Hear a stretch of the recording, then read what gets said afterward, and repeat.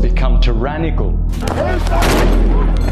want more of your people to die? Deceptive.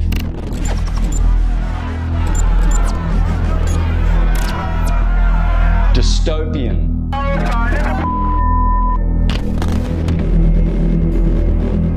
Fraudulent.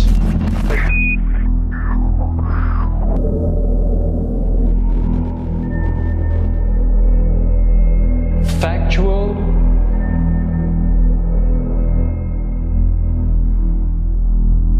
Truthful.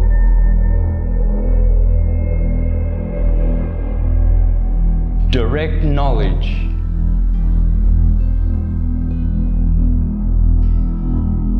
Has been taken away from the masses for the purposes of control. But enough is enough, dear friends. We will not comply!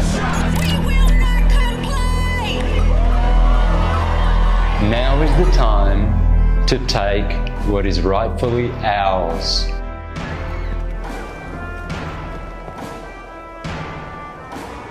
Welcome to the Syncretism Society Virtual Academy. Welcome. Welcome. Welcome. Welcome. Welcome. Welcome. Welcome to the Syncretism Society Virtual Academy. Within the Academy, we have great minds to collectively bring our alumni a staggering range of knowledge. Based off decade after decade of quantifiable research. Spanning from sound medicine, yoga science, Indian spirituality, Medical astrology. Wisdom to sovereignty. Holistic health, Esoteric sciences, Astrotheology. Acquiring these truths, dear friends, will drive your empowerment and ability For proper ascension. take back your sovereignty. Take back your knowledge. take back your freedom. Join us at the Syncretism Society Virtual Academy.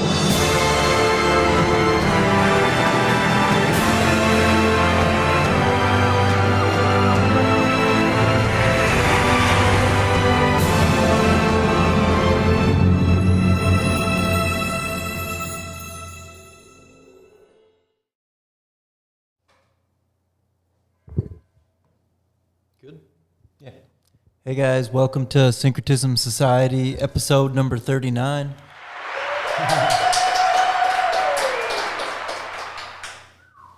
So today we have Micah Dank. He's an astrotheologist, and he's on the in the academy, and he's got a great channel. One time soon, I'm going to sit down and watch them all. They're decoding the ancient holy scriptures and how they're actually speaking about astrology in a coded way. So, yeah, he's going to teach us about that today. It's amazing. Yeah, I'm going to look forward to this. It's I was very impressed when I first saw his videos a couple of months ago, and offered him a spot as a teacher because he's got a lot to share. So we're going to be talking to him in a minute. We might start. Do you want to read the left side of those announcements there, Nick, and I'll do the right. Okay. All right. Take advantage now. Leave your tyrannical country. Is that what I'm saying? I knew that didn't sound right. Okay, you guys, yeah, we have relocation services to get you down here. Get out of there now. Yeah, we make it way easier for you. By doing what? Yeah, we offer citizenship, so you can become a citizen, and you can purchase property here. All legally, so it's all safe and legal.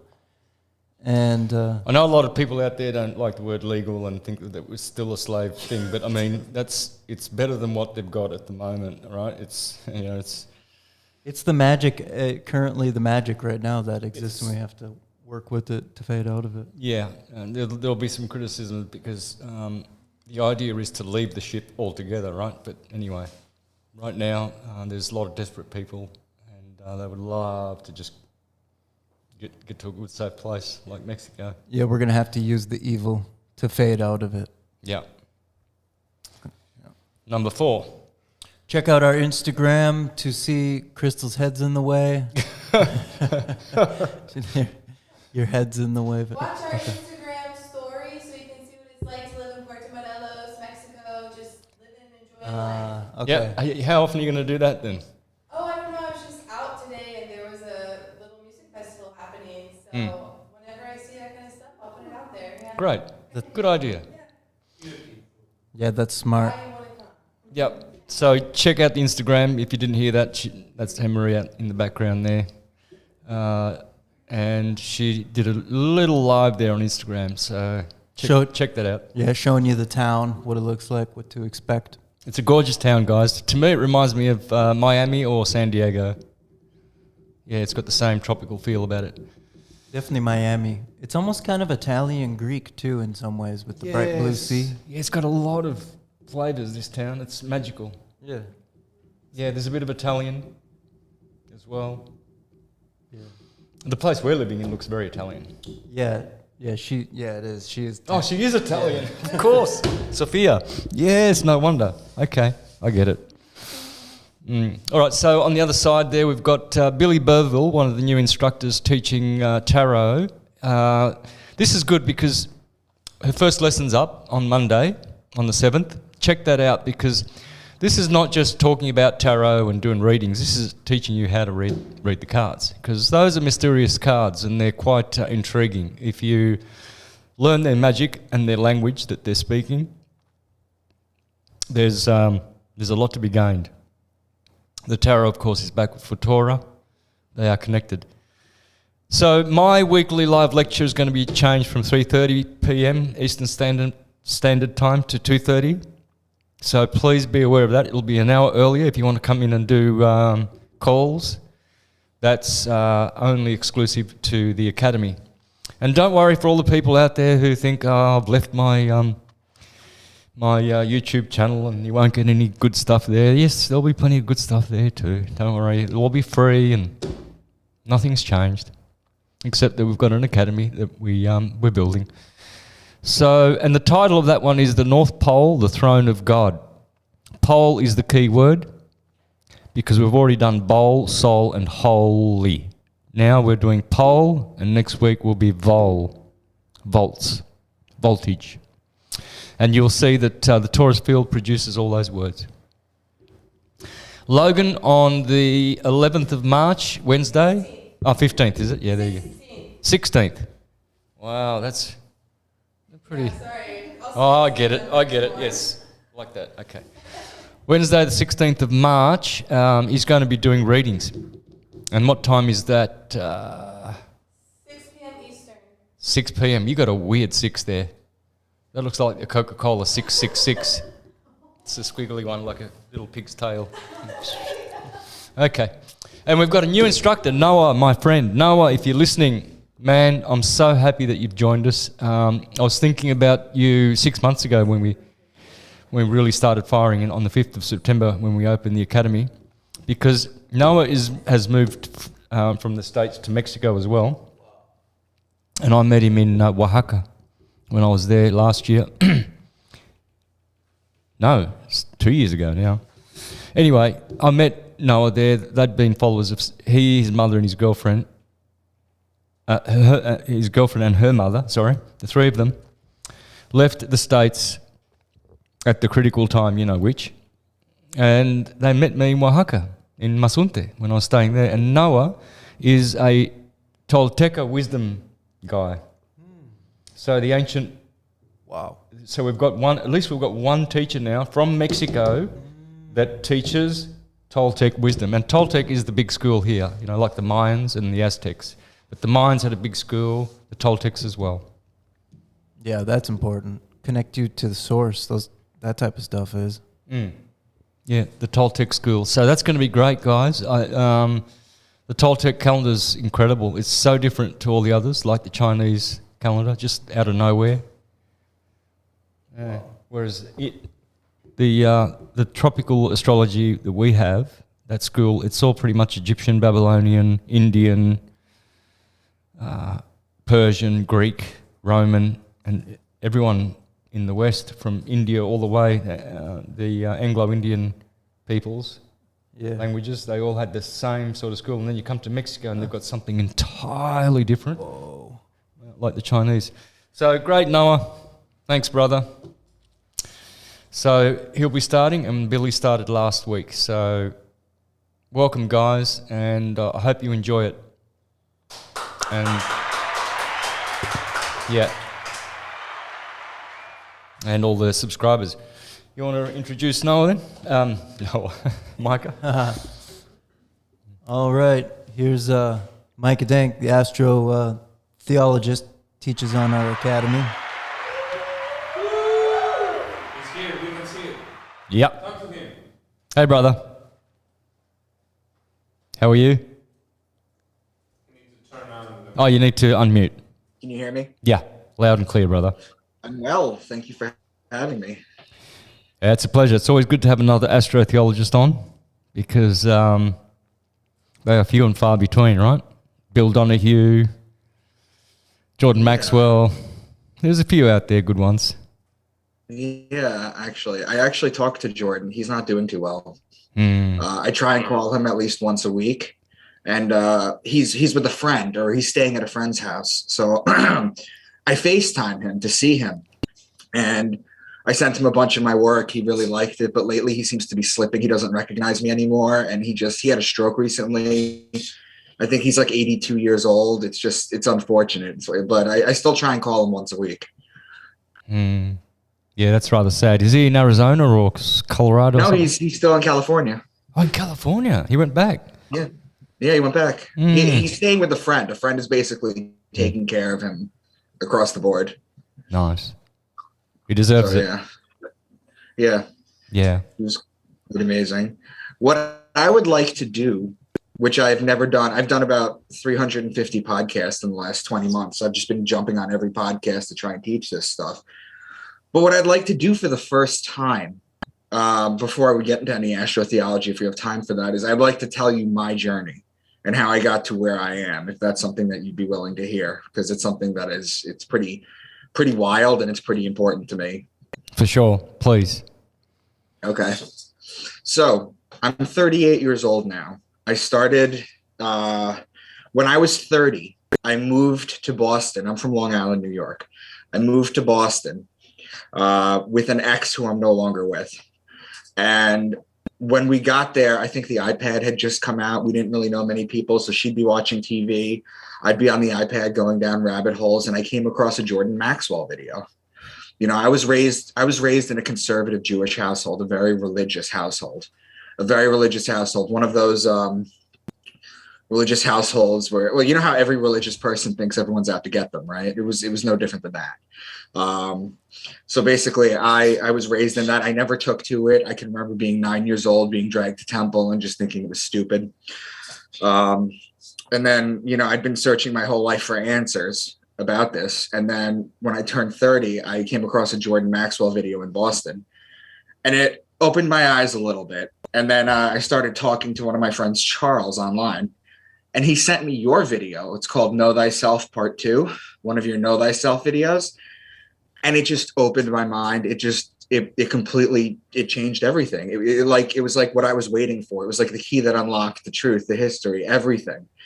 And it blew my mind. And then I spent the next few months just spending 5-6 hours a day, every day, just watching your videos, Jordan's videos, just studying it and just taking it all in. It just basically, it blew my mind. Then eventually what happened is I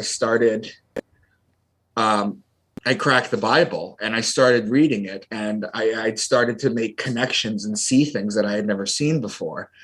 And it completely destroyed me. It completely emotionally destroyed me. You know, Jordan Peterson says that the pathway to enlightenment is necessitated by a pathway through hell. That's why there's not so many enlightened people. And it's true, because even now, as I teach this to people, even as I teach astrotheology to people and people start following me and this and that, I get countless messages that it's mind blowing, that they were raised religious, they were scared of hell, all this stuff. It completely broke me down to the point where I went into a hospital for 3 weeks because of all this information, because I started seeing things in the Bible and I started making connections. I went to the hospital for 3 weeks because I couldn't explain this.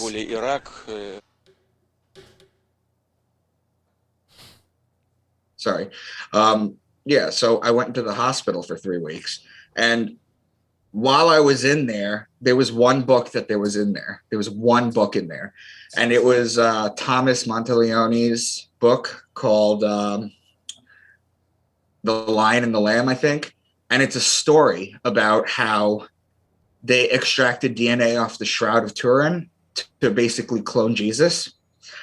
And I thought to myself, I was like, this is what it needs, because I see so many astrotheologists out there that what makes my work a little different is I see a lot of astrotheologists out there that just teach the science, teach the information. But if you want to get it to the masses, you have to get it to them in a digestible format. So what I decided to do was, I have an English degree. What I decided to do is I decided to write a thriller, Dan Brown sort of type thriller, where the characters would discover this information and they'd go through and they'd like save the world or do something. I'm in the hospital and they didn't give me any pens because you obviously could hurt yourself with it. So I remember having those blue notebooks that they give you in school to write essays on. And I think I had either a highlighter or a crayon. And while I was in the hospital, I wrote my first book in the Into the Rabbit Hole series. I wrote my first book in there and I had all these booklets. And when I left, I typed it all up and then I started pitching it. My first book didn't get picked up by an agent or a publishing house. So I self-published it and it did okay. I was in a couple local papers, this and that. When I wrote my second book to continue the story, which went into the pyramids and the ancient secrets of that, my second book got picked up by an agent. So we started pitching it to basically publishers. And what ended up happening was some of them really liked it. They liked the second book. They liked it a lot, but it was mid-series. So what I did was I had to scrub what we ended up deciding to do, because no one wanted to pick it up because they didn't want something mid-series. We scrubbed it off the internet. I changed my pen name. I changed the title of the books. So I had 2 books in my hand at this point. I'd gotten an agent. That took me about 2.5 years. We're out of the hospital. I was broke. And while I was in the hospital, the girl I was living with at the time started dating someone else. So I ended up not going to her back to the place when I got out of the hospital. I stayed with a family friend in Chestnut Hill, which is where Boston College, that Jesuit school is. And I stayed there and I started writing. And I knew that when you write fiction stories like 1984 or Brave New World or things like that, people buy into the reality that you're shaping for them because they have to. Because if they're reading the story, they have to buy into this. Otherwise, they're not going to read the story. So it's a way to soft red pill people, to be honest with you, or black pill people, whatever you want to call it.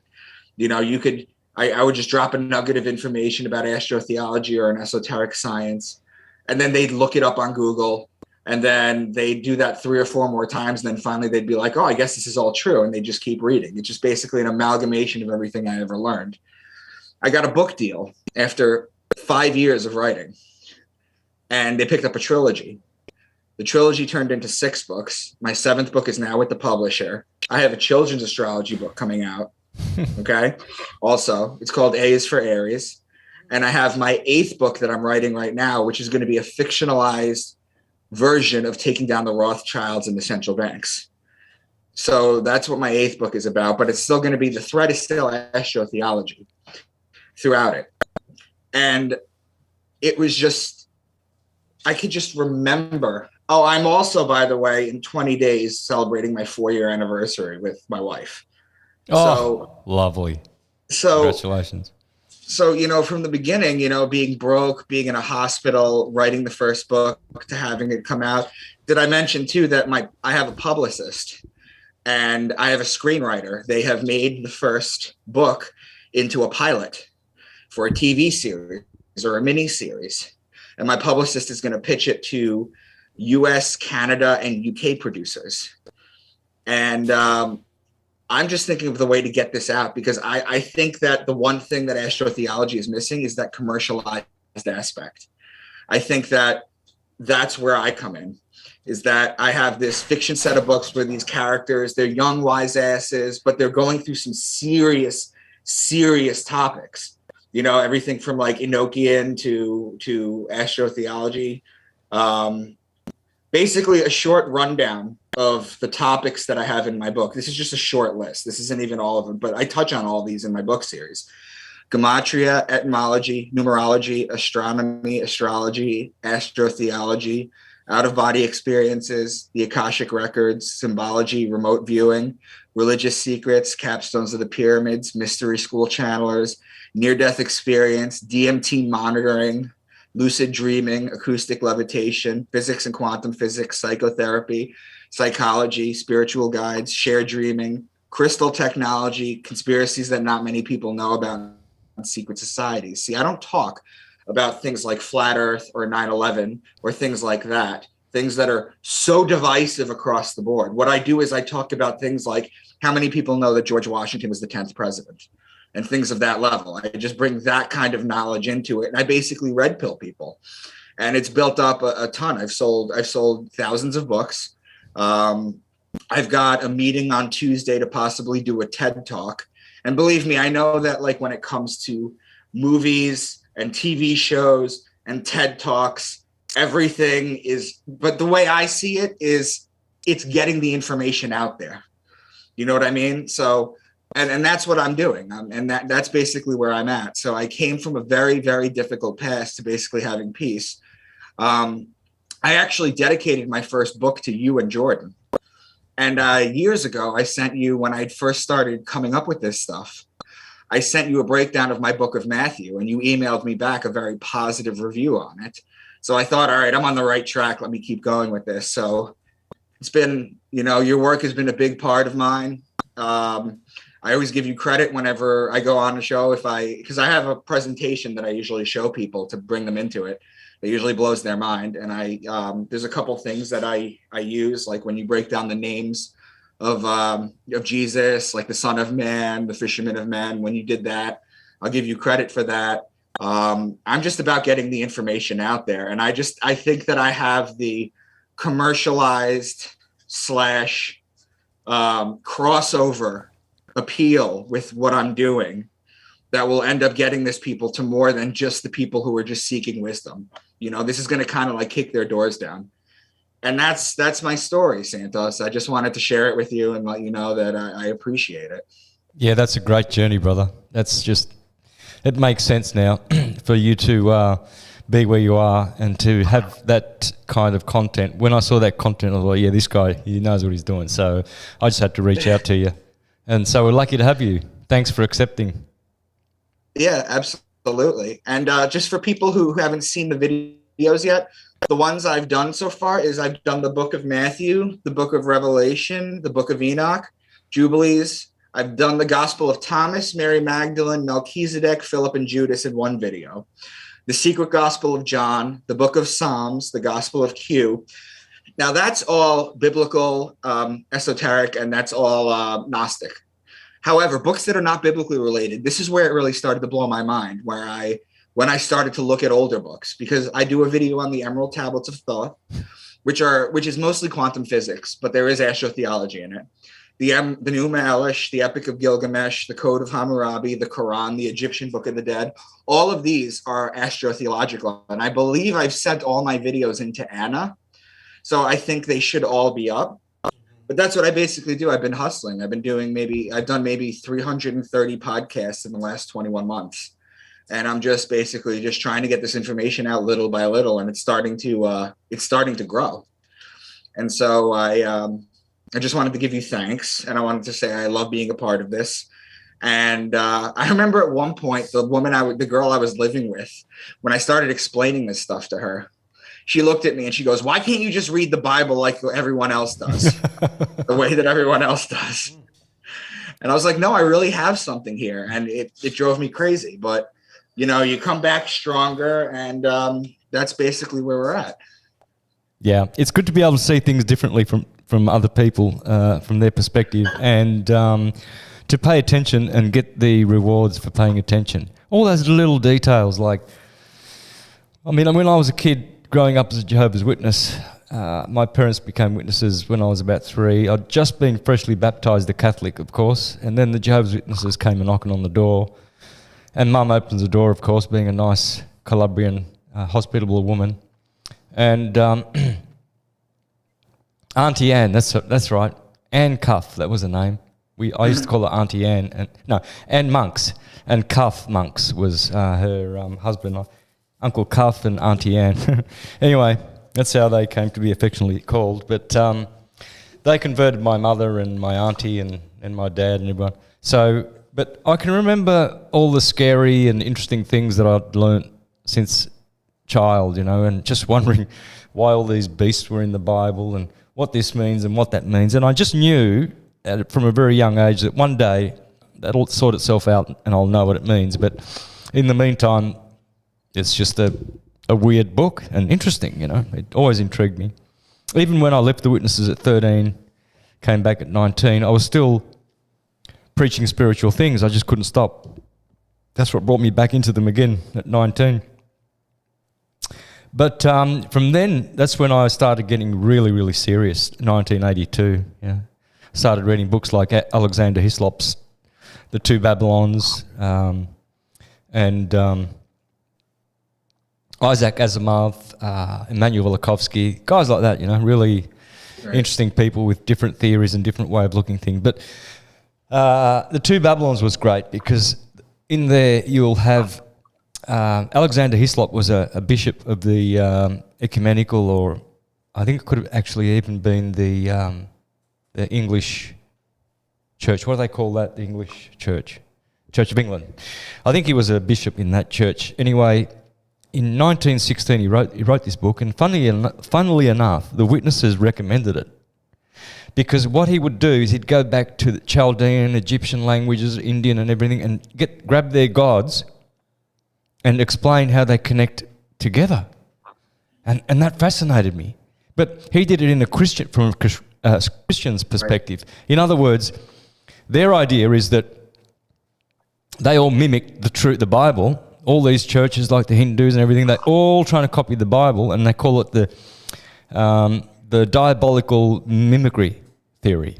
In other words, the devil went around making religions that were similar to the Adam and Eve story and everything, and he set all these religions up all over the world to fool people, and they're all interconnected, and they all tell the same stories and have the same gods with different names that do the same things, but they have this sort of amnesia, and they have this dyslexic way of looking at it that it's not because that is the one religion, and we've all sort of fragmented and we've forgotten that we had one religion, and it's astrotheology.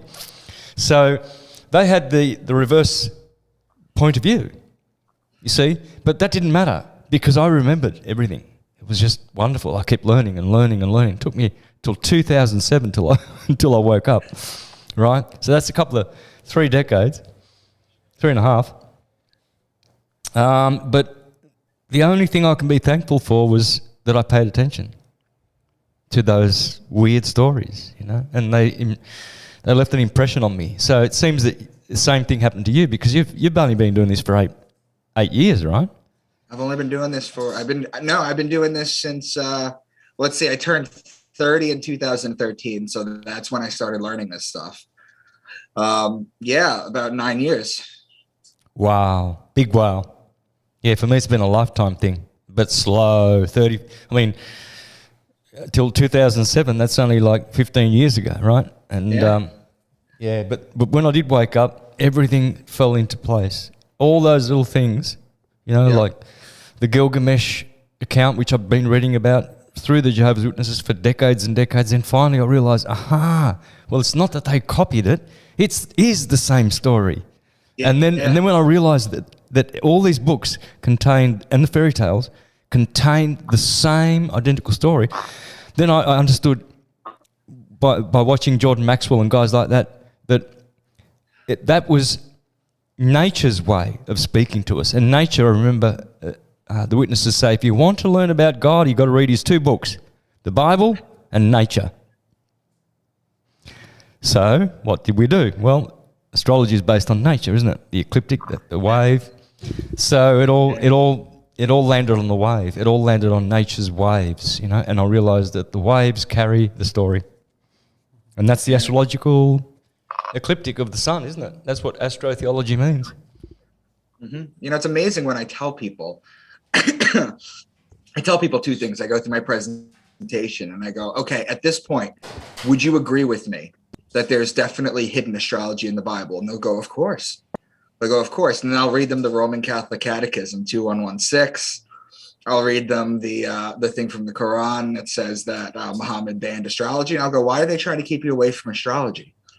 And then you got the apologetics, the apologists that'll tell you, oh, it's because people were misusing it or they were phony, and it's just excuses. But when you realize it's all the same story, like I remember listening to you break down, there was a video of you listening to you break down Pinocchio, and I almost fell off my chair when you broke that down. They're all the same stories, and I never saw it that way. And it's so wild to me that it's all telling the same exact story.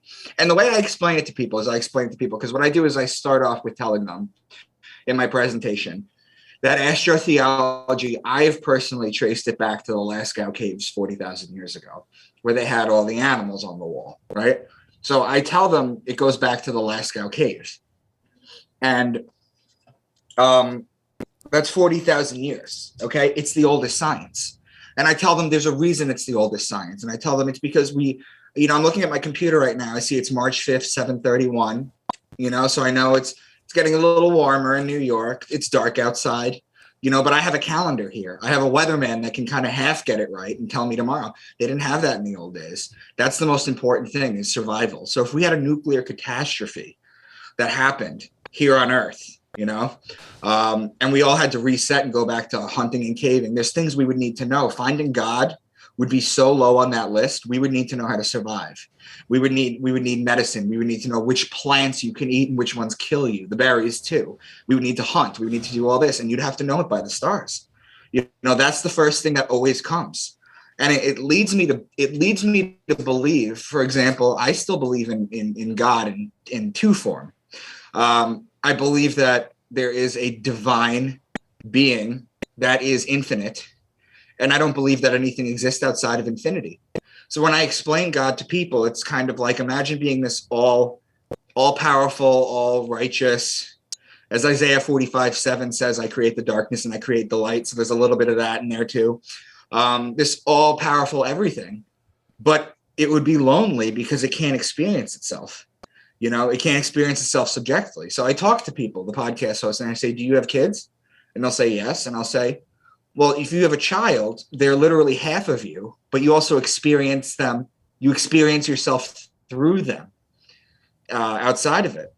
So when I tell them like that, I'm like, that's what God is. We're all a little piece of God. And then you mix that a little bit with what Einstein said about Spinoza's God. And that's what I teach people. That's what I tell people. There's no need to fear hell. There's no need to fear any of this stuff. And that's basically what I tell them. But I do tell them that it's important to know that this is the first science, and it will always be the first science. And the way that I believe in God, you have the sun that tells the hour of the day, the moon, the day of the month, and the zodiac that tells the month of the year. Now, what are the chances that we have a perfect calendar or an almost perfect calendar that can tell our little planet, that can give us guidance? To me, that's a signature of creation. And that's just basically what I tell people. So I don't know. And a lot of people seem to be gravitating towards that. Because I've had people message me and say, please give me your proof that hell doesn't exist. I'm terrified. And I'm like, my God, what have we done to these people? Yeah, for sure. Yep. It's religious indoctrination, really, isn't it? It's and it's very condemnatory. It's very traumatic, I think, what people are going through. It's all pervasive. I think it's a whole system. I think that system came in with the fall of the old world, which some people call Tartaria. In came the conquerors, and with their so-called mud floods or whatever, the melted buildings, a la Jerry DeCamp. We had him on a couple of weeks ago, the melted buildings theory, meltology, where all these buildings were melted. There's plenty of evidence for all that, and that would have been when all these so-called mystery schools, but they're not really mystery schools, they're just secret men's clubs where they go around, co-opting all the true philosophies and churches, getting into them and inverting their teachings. Yeah. Yep. Absolutely. Yeah. But your way of introducing is very subtle, by asking questions, and that's what appeals to people, I think, when you ask questions and you talk about what your common ground is. For instance, when people say to me, but the Bible condemns astrology, so you shouldn't be doing it. And I say, no, it actually doesn't. It condemns astrologers, not astrology. Just like Jesus condemns lawyers, woe unto you lawyers, but he also said, I came to fulfill the law. So he wasn't condemning the law. Right. God condemned his judges in the Bible. He condemned his people. He condemned Moses. He condemned the prophets, his kings, his priests. They were all condemned. So of course astrologers are going to be condemned. Right. It's like condemning quack doctors. You have to. They're not teaching, how to heal people. They're just giving treatments. Whereas they could heal people. So that's how we've degenerated. So that's why the astrologers were condemned. But nowhere does it say astrology is from the devil. You won't find that in the Bible. In fact, in Job, it encourages you to read the Mazzaroth, Job 38:32. Yeah. So I'll say, have a look at that word. Have a look. I remember a Christian once. I was busking, street performing in Melbourne, and he bought a CD off me. And then he stopped to talk, and I asked him, "What's your sign?" And he goes, "Oh, I don't do that rubbish." I said, "What rubbish?" "Oh, astrology. It's." "Oh, why is that?" I said. He goes, "Oh, it's bad. It's bad. I'm a Christian. It's in the Bible. You shouldn't do it." I said, "Really? You got a phone there and you hooked up to the net?" He said, "Yeah. Check out Job 38:32 and tell me what word you see in there." And he reads it and he goes, "Yeah, Mazzaroth. I've never seen this word before." I said, "Yeah. Well, go to your Strong's Concordance and see what that means, because God's telling Job that you have to know the Mazzaroth." And he goes, "Oh." I said, It's the astrological, in Strong's, it tells you that it's the wheel of the Greeks, the Greek zodiac." He goes, "Oh, well, I'll have to look into that," and walked off. So that's my way of doing it. They openly talk about it. I can go through Job 38:32 for my slide. I actually have it up. If that's all right with you. Oh, of course. All right, so we have Job 38:32. He says, "Can you lead forth the Mazzaroth?" The Mazzaroth is the zodiac. Over time, Mazzaroth becomes the word Mazalot, which survives as Mazel Tov, which literally means good fortune from the stars. And you know how old Mazel Tov is. So the Lord's challenge to Job. So what I'm going to do is the first sentence is what God literally says. It's the words of God. And then the second sentence is the breakdown. So he says, "Can you bind the chains of the Pleiades? Can you loosen Orion's belt?" Well, those are obvious celestial metaphors, obvious. But then he says, "Can you bring forth the constellations in their season or lead out the bear with its cubs?" So the constellations are the zodiac above, and the bear and its cubs are Ursa Major, the Great Bear, and Ursa Minor, part of the Big Dipper. Then he says, "Who can tip over the water jars of the heavens?" That's Aquarius. "Do you hunt the prey for the lioness and satisfy the hunger of the lions?" That's Leo. "Who provides food for the raven?" That's the constellation Corvus, which means raven and borders Virgo.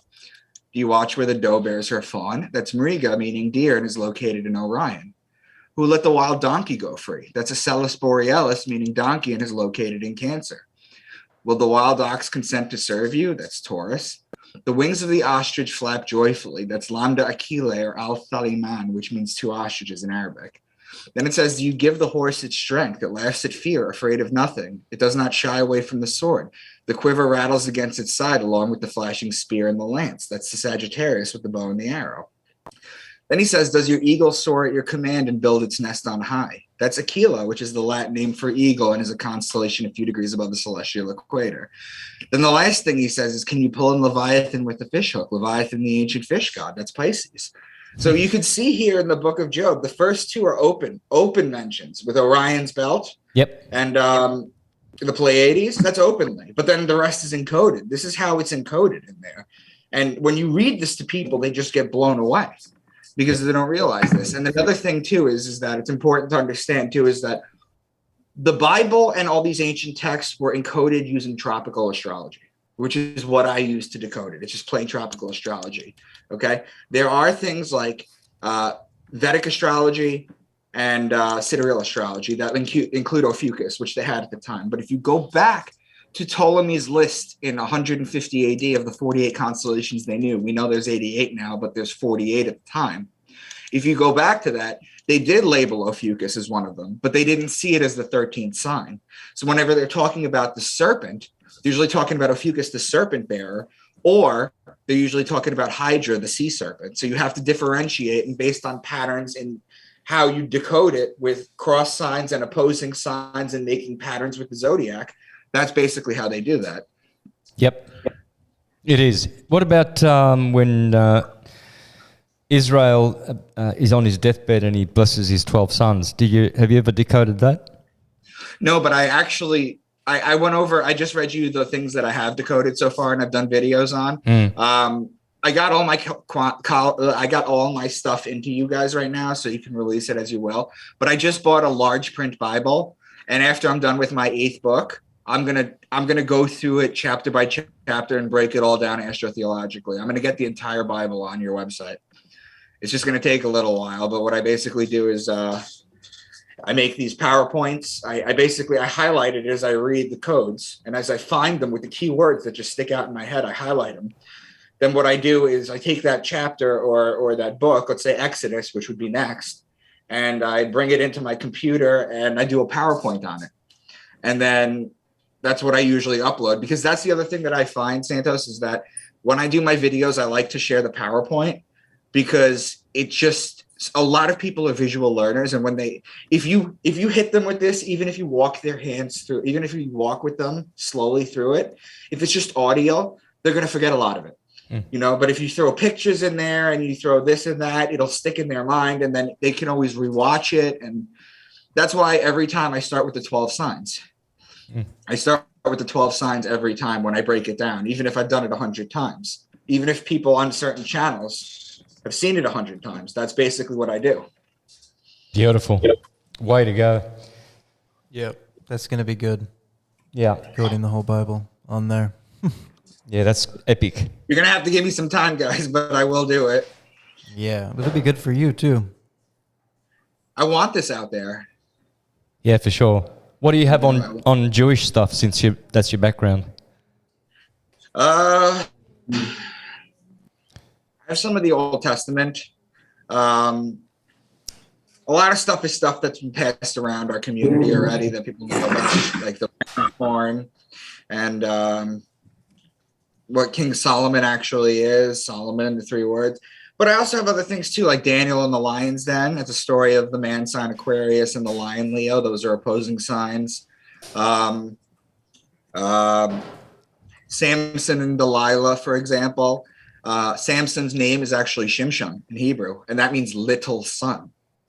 Okay. And Delilah, the root of Lila in Hebrew is the root of Delilah is Lila. And in Hebrew, when you say goodnight to someone, you say Lila Tov. Lila is the root of Delilah. So you have little son and night. Well, what's the story of Samson? He gets his hair cut. He goes blind. He can't see. It's the story of the night overcoming the day. Yeah. Just like the story of Seth. You need to mute. Sorry. Just like the story of Set and Horus. Oh, yeah. You know, it's basically it. They're just, the more I look at it, the more I really realize it's just, they're all different ways of talking about the sun, each story. Nice. Someone's in the background, isn't there? Is there someone in the background? Something. Yeah. So, yeah, Shimshem. Oh, it's Shimri. Okay. Right. We fixed the problem. Okay. It's all right.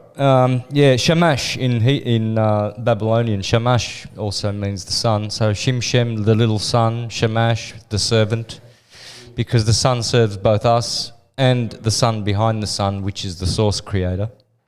So and what is the menorah? What is the menorah? The front candle. It's the shamash. It's the sun. It gives light to everything else. Yep. Menorah. It's interesting because my mother's maiden name is Cherminada. Now, Cher means wax, and Minada is menorah. So my mother has a Jewish name, Cher Menorah, the wax of the menorah, the candles of the menorah. Interesting. Cher Minada. It's interesting. It's beautiful. Yeah. I like it. Yeah. So those names have crept into every culture, I think. It's just the way languages work because they're all interconnected, all is atum. Yeah. Etymology. Yeah. Yeah. Mm-hmm. So we're going to open some lines up for some calls. Let's let the callers interact with Micah. All right, let's start. You want to take some calls? Yeah, I'm fine with that. There's a couple of things in the chat, though. All right, let's have a look at the chat. Micah, your light kind of went off, lighting your environment. No big deal. Did it really? You could still see your face, but it was a little bit more dim. Oh, let me get some of these questions in. This is sun worship. That's why I'm here. To warn everyone. Sun worship. Born again. While you go through this real quick, I'm just going to run to the bathroom. Guys, yeah, for sure. Just give me a couple of minutes. Magnetism, Mazaroth. Yes. What's wrong today? Shem's in Arabic. Yes, it is. Shem. Hashem is God's name. The Jews call him Hashem, and Jehovah, and Adonai, and El Shaddai, and Elohim, and another 100 or other names. So when this is the Christians are so funny, It's like you try and tell them Krishna is Christ. It's the same God. It's just that it's a different. No, it's not. No, Krishna. See, it's Krishna. They're way Christ different. is different. It ends with a T. No, but it's definitely Krishna is Christ. No, those guys look way different. No, I'm not there's comfortable. there's only one name for God. It's Jehovah. But haven't you read the Bible? What about Hashem and El Shaddai and Elohim and Adonai? And those are the people like when a new family comes into the town, they're like, I don't like that family. They look weird. They look weird. She's got a strange attitude. Adam, let's bring Adam in. Yes. How you going, Santos, brother? Hey, Adam, how are you, man? Which Good, Adam man. is it? Just Who is this? Pardon me, bro. Yep. Yeah. That's fine. Yeah. Gotcha, Yeah. Adam. I just Sorry can't about see that, you. yeah. Can't see your face, man. You're really low. Oh, there we go. There we go. All right. So I just wanted to speak about this black cube of Saturn. What's going on with that? But why is it everywhere around the world? You've got the cube. You've got the Muslims that have it in their holy city, and then you've got the Jews that have it on their head as they pray. And Graduate then with it apparently on you your can fit the black cube inside. I think Ice Cube, that rapper, he put on a photo saying you could fit the black cube inside of the Star of David. And I don't know what the hell this black cube is, because obviously it's on the bottom of Saturn as well, right? You've got some sort of shape that looks like a hexagon or a cube when looked at differently. And what do you reckon about that, Santos? It's interesting because the hexagon is one of the Platonic solids, and we see it in we see the bees, and we see it in snowflakes. We see the bees' honeycombs, and we see the hex. That's six-sided, but the cube is it's if you open the cube, you get a cross, right? If you open up a cube. So, and that's the cross of matter. But there's two things I can say about the cube. It's black, and it's not in nature. You'll see spheres in nature, eggs and apples and bowls and and curved things. You don't see any straight lines, you know. So why is this cube so prominent? Well, it's because the cube is in counter space. Around my spherical toroidal field body, in counter space there is a cube, and I'm walking inside this cube everywhere I go.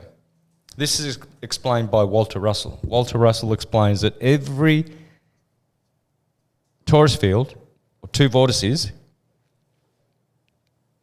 they are encased in like a tomb of a cube. And it's black because that's what black light is. It's counter space. White light is spatial magnetism. So those are the two things I can say about the cube. And that's why it's the controller. And that's why Islam and the Jews pay so much attention to it, because it controls all the spheres or all the atoms. They're all encased by cubes in counter space. You won't see it in the physical world, in these cubes. Yeah, there's a saying that says God doesn't make things in straight lines, right? So I guess are you alluding to the fact that a cube isn't something you're going to see in nature, so we build it ourselves, and then anyway. But also let me just jump in real quick. The toroidal field, it looks like an apple with you being the core, and it comes around you like this. It goes around you. I think it's 6 feet, right, Santos? I believe.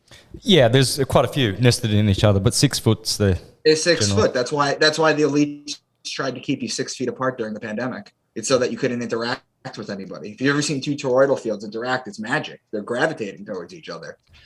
But that's why they did that. That's an interesting point. There was no reason. Remember, they couldn't give you a reason why it was 6 feet. There was no arbitrary reason why it was 5. It's 6 because of that reason. They wanted to isolate you completely. I just had one more question, Santos, because I know it's just pretty lucky even getting to speak to you. And I don't know this guy's name with the beanie, but that 6 foot thing he just said is pretty. That just smacked me in the face a little bit when I heard that. But Micah Dank is his name. Santos, in terms of God, right? Is God good? Well, I know you don't know the answer to this, right? Or you can give it to the best of your ability, but I'm asking you because you know a lot more than a lot of us, right? Is God good or bad? Because you've got the Scandinavian pagans and what they believed with the sacrificing and all this stuff, right? And then our whole week is based around Moon Day, Thor's Day, Freya Day, Sunday. It's just like, and then obviously the Romans were pagan. We know the Greeks had. The architecture was all not Freemasonic, because I don't know if Masons were around then, but the architecture is geometric and mathematical. And then the Egyptians, I don't know what they were doing, but if they're worshipping cats, right, and we know what cats do with their food before they eat it. Yeah, I know they also worship cats because they get rid of pests, but I just don't. Then when Christ came along, right, Christianity came along, and we've all seen the documentaries and the movies and the shows about how it just swept the old gods. It swept away the old gods and brought through the peace and the love. And look, I look at a waterfall, right? I have a saying that I say to myself. I look at a rainbow above a waterfall, and I say it's like I'm in a beautiful nightmare. Yeah. Anyway, yeah. Nice. Yeah, for sure. Well, you want to grab that, Micah?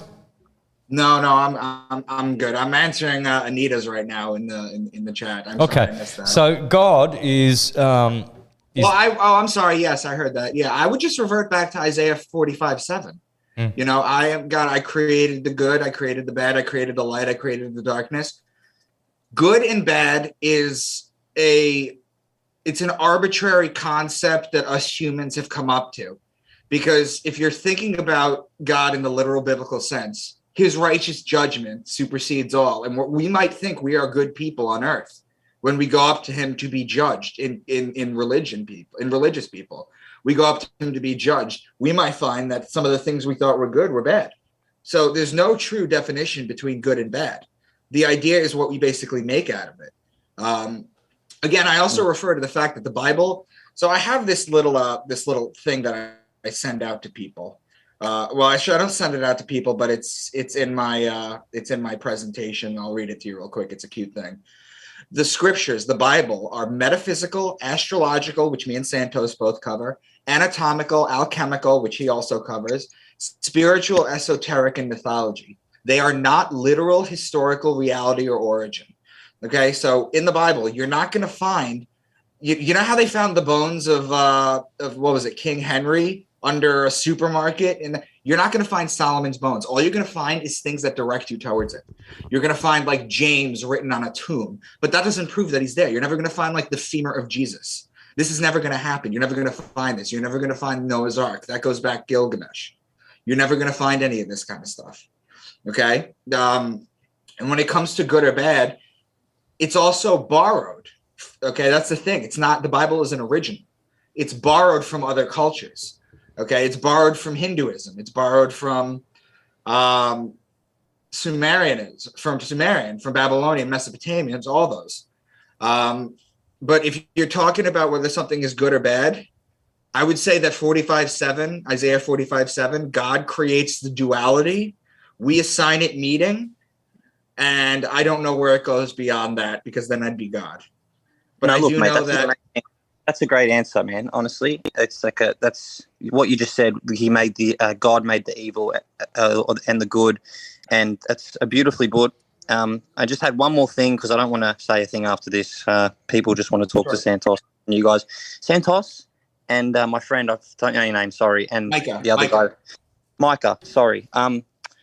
Santos, what's the go with meat, man? I tried to go vegetarian for a while there, and is it because our parents and grandparents ate it, and while my mother and our mothers were pregnant, when we were in their womb, they were eating, carcasses, meat? Are we formed to eating that, and the only way out of this is by having a baby with a girl, right? But that girl had to have been in the womb of a mother that was vegetarian. Like, you know what I'm getting at with this? Because when I was vegetarian, I'm not Indian, right? Indians, they know how to make a vegetarian 5-course meal out of one bean, because they've grown up on vegetarian, but I just don't know what to do. I've been told I've got underactive thyroids. I struggle with digestion. I don't know if I've got celiac disease. There's so many things, and I just love to get both of your guys' knowledge on it. Like is eating meat bad? I feel like that if we go up to heaven, if there's a heaven or whatever, they're like, mate, you've been eating meat the whole time and you think you're good? It's like, I can't imagine how eating meat can possibly be a good thing. Maybe it's okay for, anyway, I'll shut up. But yeah, what do you guys think about that? Well, I think personally, I know Santos has a different view on me than this. I know Santos is a vegetarian, I believe. And I have a different view on this, but metaphysical, like when a lion kills a zebra, do you consider it bad? Like, do you consider the lion bad? Is it evil for what it's done? But the lion can't plant vegetables, though. The lion can't plant vegetables. Right, but you also have omnivore animals. I think that the way we treat meat and the way we treat everything is gross. It's gross. But at the same time, in our modern society, it doesn't make sense to just hunt a calf and then or hunt an elk. I mean, maybe people do that and they put the meat aside, but I know that it's not that it's evil, but you assume when you ingest something from someone, which is why the elites, when they do all their blood drinking rituals and their fluid drinkings, that Aleister Crowley shit, when they do all that and they ingest from one another, it affects you. You become a part of what you eat, what you ingest. So the idea is just to keep it pure. I don't know if eating meat makes it evil, but I do know that it would be kind of silly to just say that we're evil for eating meat when 90% of the population out there does that. Sorry. I just want to reiterate. I don't mean that it's evil. Like when we had no choice, when the Bible or the Quran was written, right? We didn't have much options. I'm just saying that now that we do have the option, I feel like we have to start to transition. When you look at a cow in the eye, like that thing's alive. That's all the moon come up. It's all the sun. It walks on the same grass as us. And we're just like, nah, time to go, mate. Well, for me, it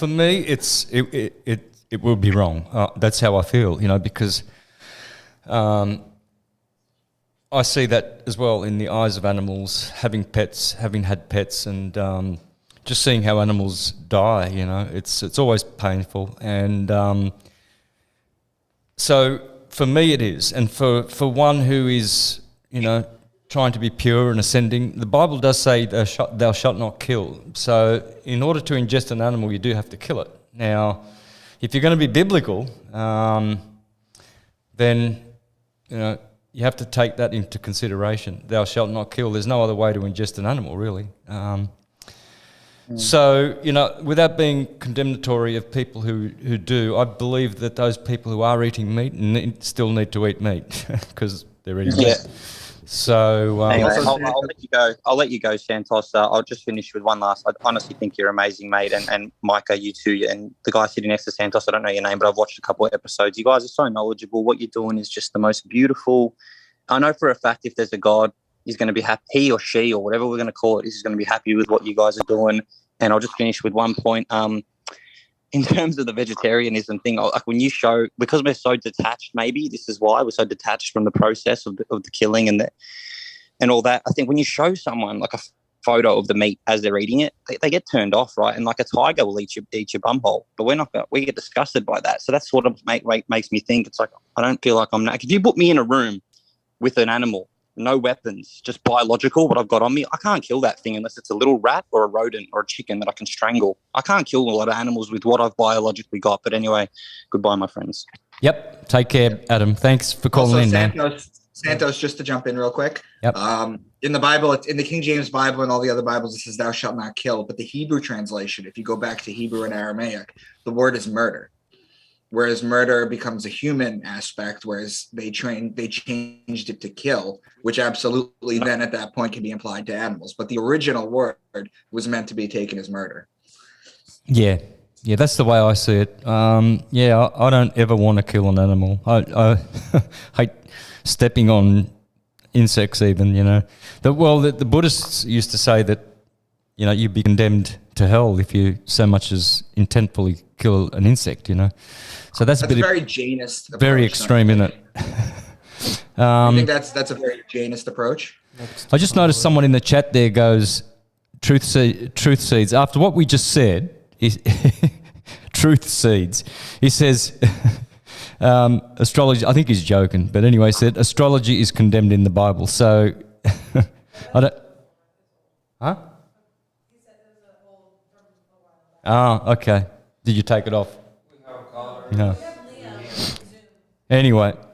There's another caller. Bring the proof if you believe that astrology condemns the Bible. That's what I say. Show me the scripture where it condemns astrology. Sorry, Santos, it's just Adam again. Can I say one last thing? I'm such an annoying ADHD guy, but can I say one last thing, my friend? Is that all right? Yeah, man. Brother, this is how much I respect you, Santos, man. Whatever you believe in, I almost believe in.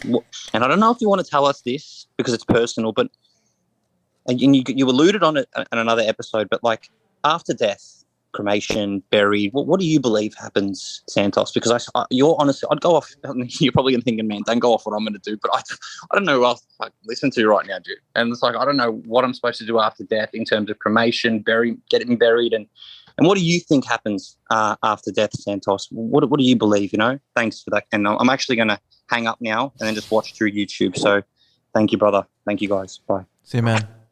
Something analogous to the body and the soul and the spirit would be the computer. You have a computer screen, the body. You have RAM, the soul. And they mean the same thing too, by the way, in Hindu. And then you have the archive, which would be the spirit. So what happens when you turn your computer off? Well, the photo that was on your screen, it goes back to the archive and rests. It goes into counter space because it's not taking up any space at all. All that information on your hard drive, it's not spatial. It doesn't take up any space. It's only numbers, zeros and ones. So your spirit is like that. It returns to counter space. I like that word rather than, what other words? Heaven, or some people say transcendence or supernatural. It goes to counter space. It's not spatial, but it continues on in that field. Like the Bible says, your spirit goes back to God in Ecclesiastes. The spirit returns to God whence it came. So it continues on as a spirit, in spirit form. It takes on another form and gets another life, or continues to live in the eternity. That's what Roger Penrose is trying to do with quantum physics right now. He's talking about how consciousness exists in the microtubules of your brain. And when you have a near-death experience, it expands out and it starts to leave, and then it comes back if you're revived. But basically, it's just an outward shedding, and it just comes out and it just gets absorbed into everything. But I'd personally like to think that our soul is not done growing after death. I do believe that based on what kind of person we are, what kind of knowledge we attained, it's kind of like school. Some people go to an advanced class after their regular class. Some people maybe have to reincarnate. Some people maybe have to do this. I kind of like to think that you're going to be in a class with like-minded people, however your soul is. But your soul, it's a proven, like, okay, your brain regenerates itself every two months. Okay, all the cells die and you get the new ones, but you still have your memories. You're still yourself. Your soul is not contained in there. You know, I talk about this too, is that the interesting thing too is the pineal gland, the seat of the soul. You talk about the eye of Horus representing the pineal gland. If you take a sagittal cut of someone, of the brain, and then you have the corpus callosum, which looks like the eyebrow, and then you have the pineal gland right in the middle. Buddhists mourn for 49 days. It's 7 days of 7 weeks that they mourn. And then they also believe that it takes 49 days for rebirth. Well, it just so happens, guess what? Now we see with these 3D sonogram images that on the 49th day of gestation, the pineal gland becomes visible. So go figure, how did the ancients know all this? You know, that's the true question. Yeah, exactly.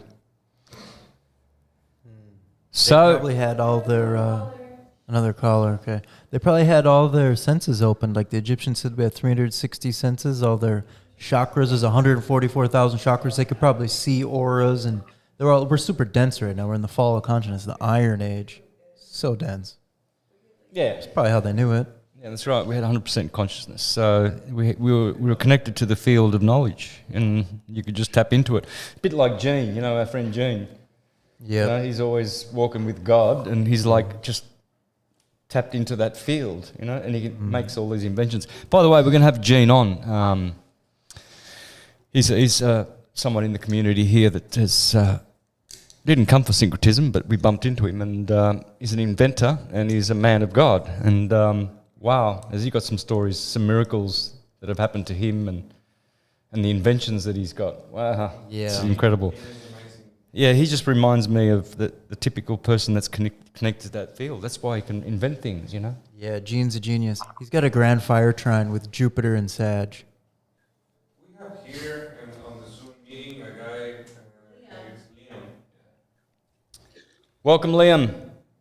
Liam is tuning in. Can you hear me? Yes, how are you, brother? Hello, friend. Micah, big shout out to Micah for introducing me to the Syncretism Society. And as soon as this episode is over, thanks to Micah, I'm going to sign up, and I'm really excited to be a part of this whole society. Oh, welcome, Liam. Great. Where are you from? I am scared to give my whereabouts because of the state of this world right now, but I went to be a Catholic priest. I have a master's in theology. And then I left the Catholic Church, studied astrology on my own, came across your work along with Maxwell.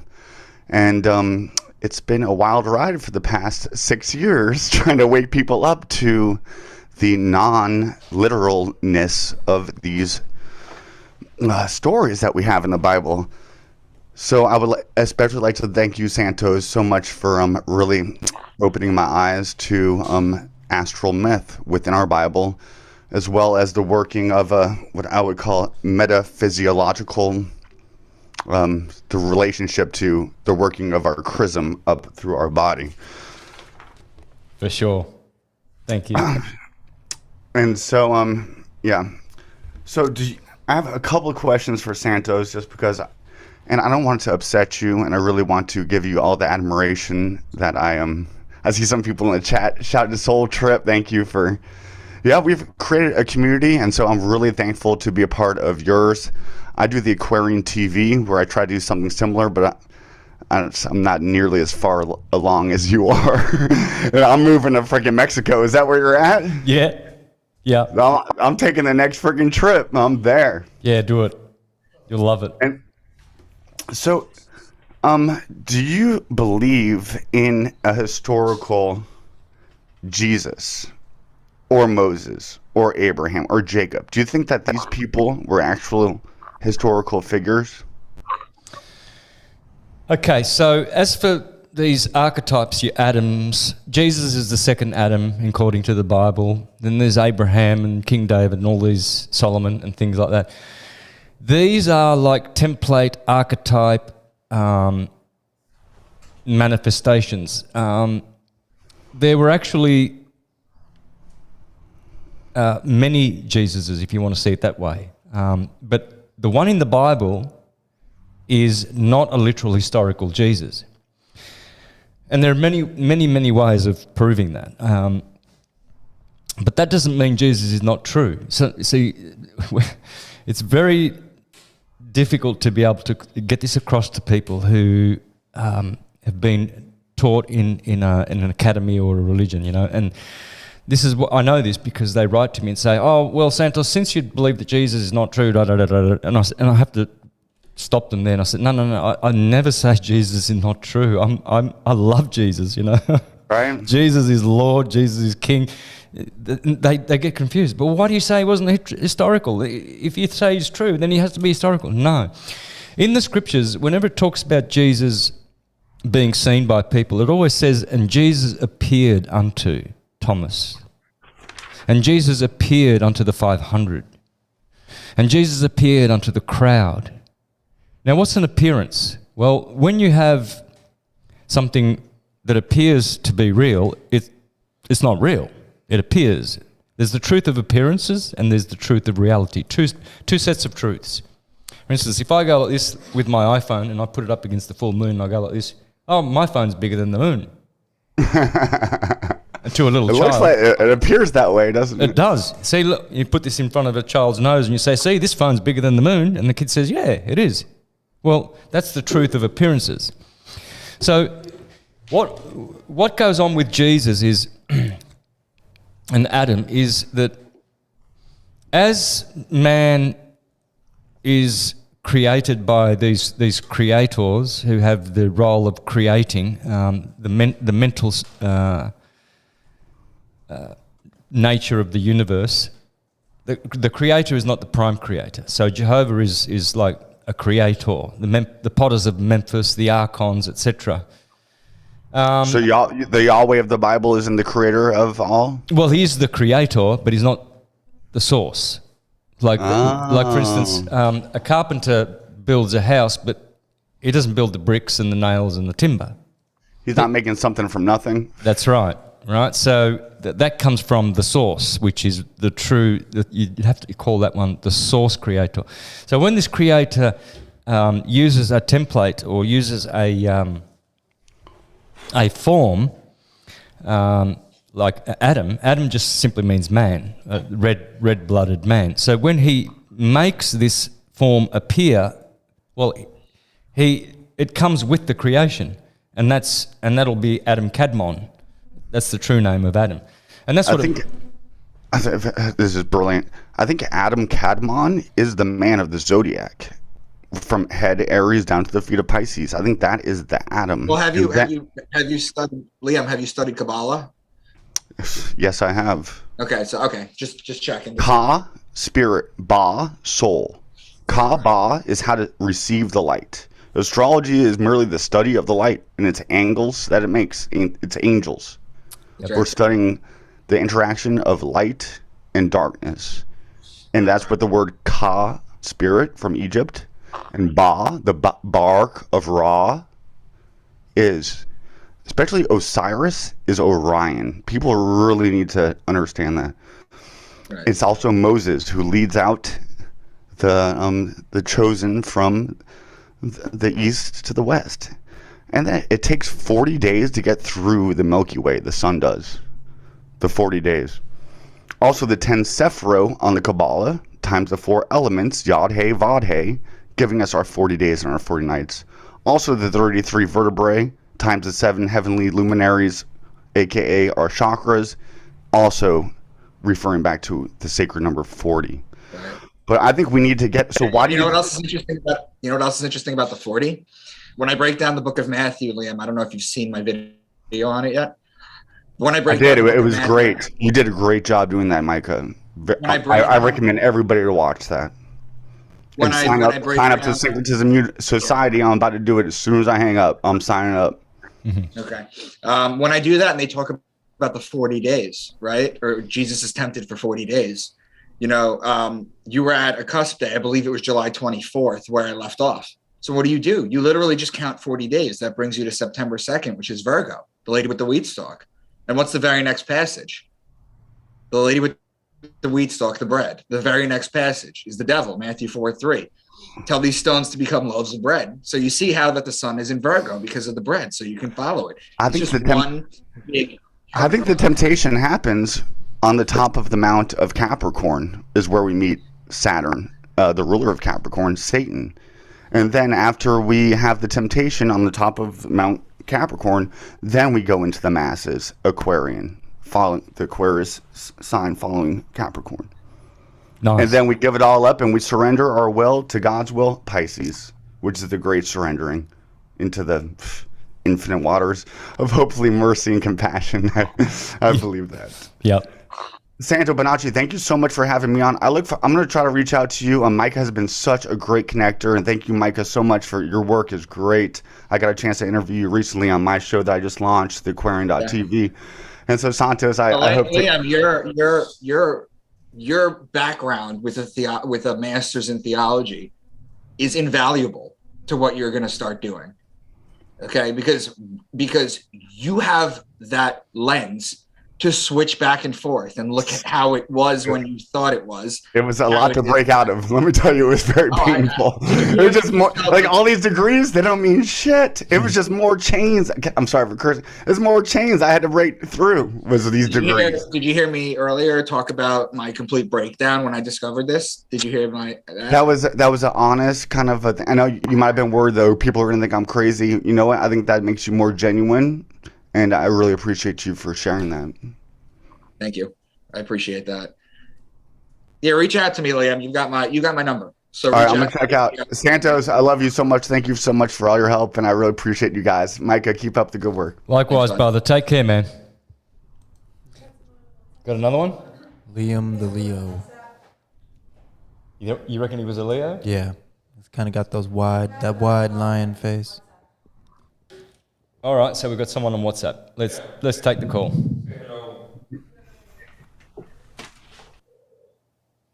Hello? Who is it? Oh, hello, caller. What's your name and where are you calling from? Hello? Hello, can you hear me? Is my mic good? Yes, loud and clear.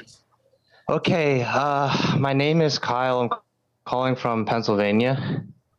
Nice. Hello? Yeah. Keep going. Yep. And I just had I have a lot of questions actually, but I'll just my first one is on February 22nd, 2022, there was what was the significance of Pluto? Because there's a conjunction with it. Is that correct? February 17th. What do you know about that? What was the date? February 22nd. February 22nd. That was 22222. Pluto conjunct Pluto in America's birth chart. Oh yes, that's right. 22222, which come to 8. The 22nd of the 2nd, 2022. But it was actually technically on the 21st at 6:30 p.m. when it was exactly degrees. Yeah, Pluto was conjunct the birth chart of America, which was 4th of July, 1776. So that's been that long since Pluto has gone around the ecliptic, around the Mazzaroth of God, and now it hit that point on the 4 8s in a row, which is historical, really. There's never been 4 8s in a row like that. Wait, but Santos, I have a question about that. That doesn't really make sense to me. Pluto, what is it? 2,174. Wait, no, hold on. 248 years. 248 years ago, America was created. 248 years, exactly. That's what it is. 248. So 248 from 2024 takes you to 1774. Is July 4th? Yeah. Oh yeah, well, yeah. Not every When corrected, Pluto's orbits are 248, but not every 200. It will not be like that every cycle. Some cycles are shorter. For instance, Jupiter is known to have a 12-year cycle, but in the 70s, he went around when he was in Pisces when I was born in 63. He landed back in Pisces in 74. They should have been 75. So that was a short one.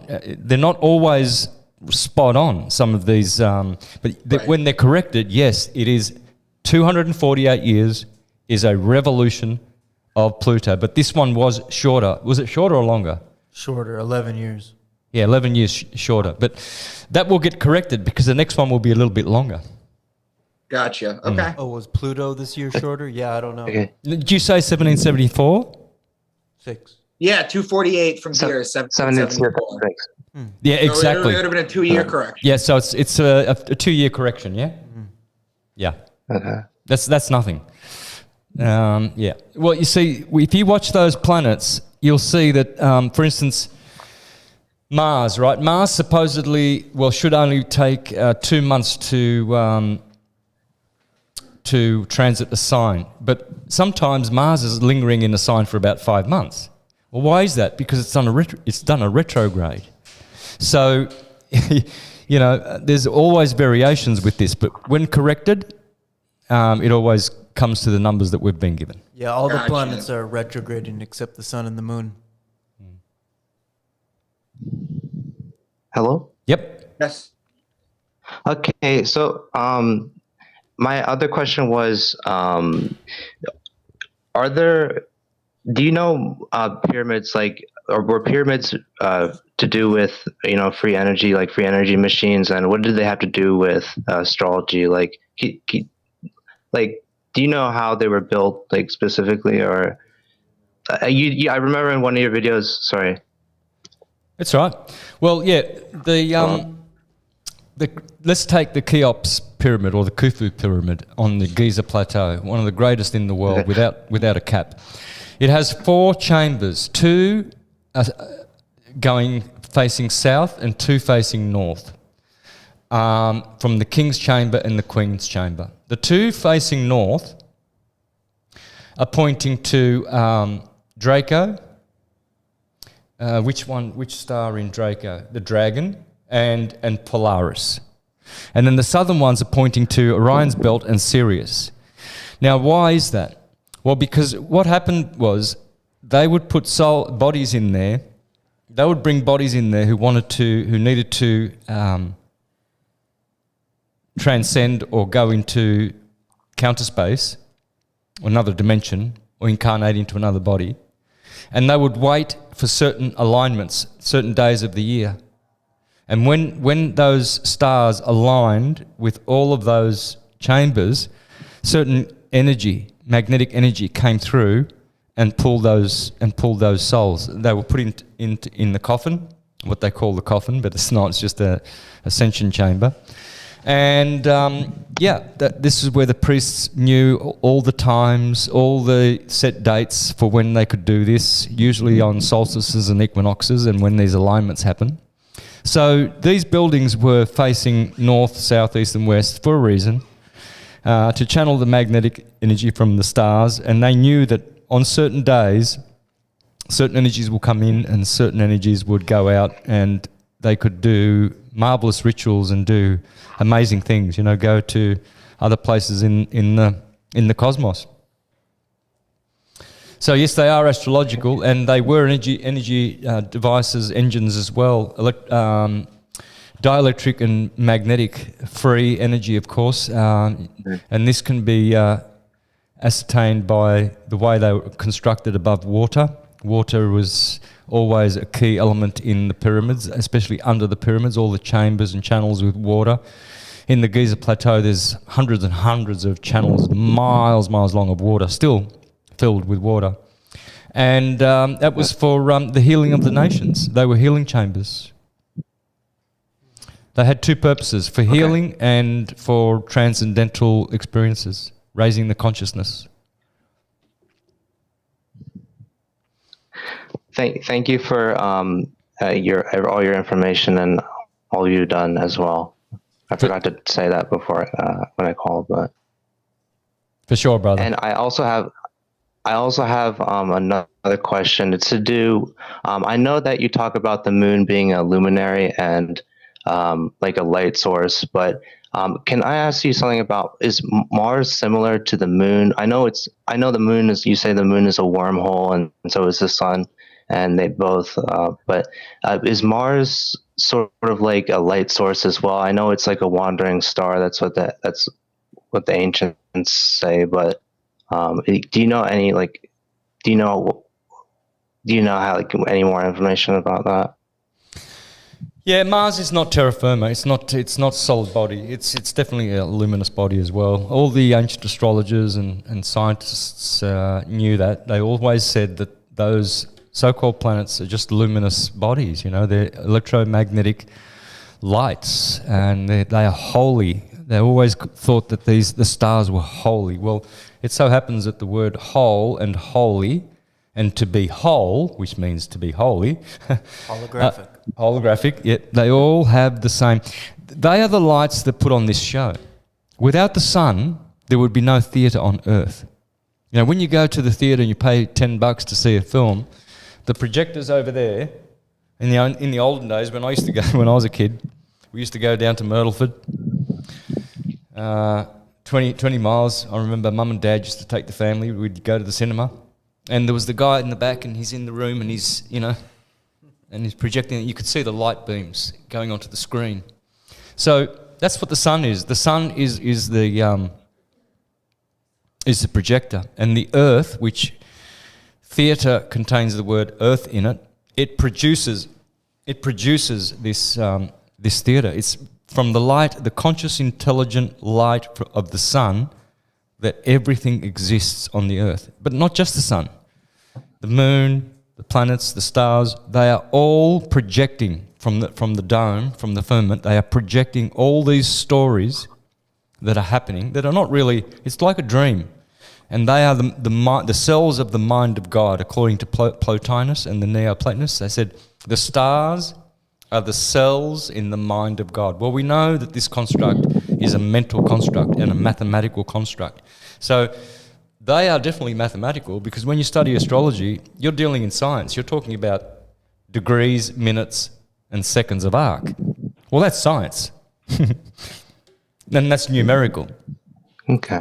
Isn't it? So, yeah, all of this show is put on by the lights up in the sky. The wheel in the sky keeps on turning. That it does. Is it okay if I ask another question? Sure. Okay. So the Earth is like basically an onion, like the flat Earth model. But can the continents in the area we're or on, can they shift? Is there such thing as a pole shift? And is Nibiru or Planet X or whatever, is that significant to this, or is that just some disinfo? No, there is such a thing as... What is Nibiru? Well, there is such a thing as it, but it's not what we've been told it is. You know, we've been told wrong models. Okay. You know, but there is such a thing. There is periodicities in these comets and things like that come into our view.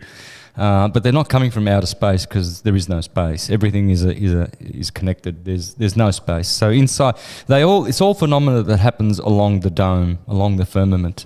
Comets are as well. If you get a time lapse footage of a comet, you'll see that it's moving with the stars, right? So if the stars are going like this, and the comet's tail is like this, and it's moving with the stars.